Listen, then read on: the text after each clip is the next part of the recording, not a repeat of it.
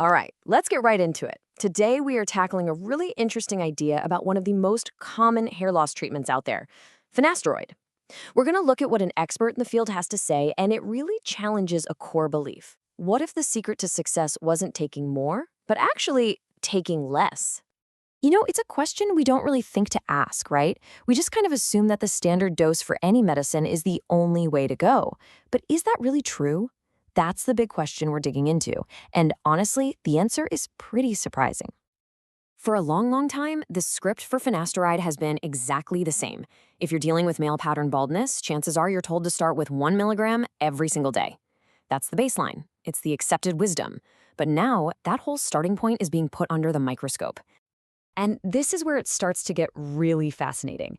Hair loss experts are now exploring totally different approaches. Specifically, they're looking at this idea of microdosing, using way smaller amounts of the medication to get the job done. So, what do we even mean by microdosing here? Don't worry, it has nothing to do with a psychedelic trip. It's a real medical strategy. It just means taking smaller, more targeted amounts of a drug, or maybe taking the regular dose but not as often. The goal is super simple. Get the hair benefits you're looking for, but with a potentially lower risk of side effects. Okay, I know what you're thinking. That sounds great, but does it actually work? Well, this isn't just some random theory. There's actually a growing pile of evidence, which experts in the field are pointing to, that shows a lower dose can be incredibly powerful. And a huge piece of that evidence comes from a study out of Korea. Researchers there decided to straight up challenge that 1 milligram standard. Instead of just taking it as gospel, they put much smaller doses to the test. And what they found was, well, it was a real eye-opener. This was the headline finding. The study discovered that taking just 0.25 milligrams, that's a quarter of the standard dose, gave the same effect as taking 0.7 milligrams. Just pause and think about that for a second. You're getting most of the benefit from a tiny fraction of the medicine. I mean, look at this. That tiny quarter milligram dose is punching way, way above its weight class. It's delivering almost 3/4 of the effect of the full dose. It really seems like the medication is so potent that even a little bit can do most of the heavy lifting. This is that paradox in action.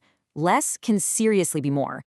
So, if a smaller dose is so effective, should everyone just start cutting their pills into quarters? Whoa, not so fast. This science actually points us to something that's way more personal than that.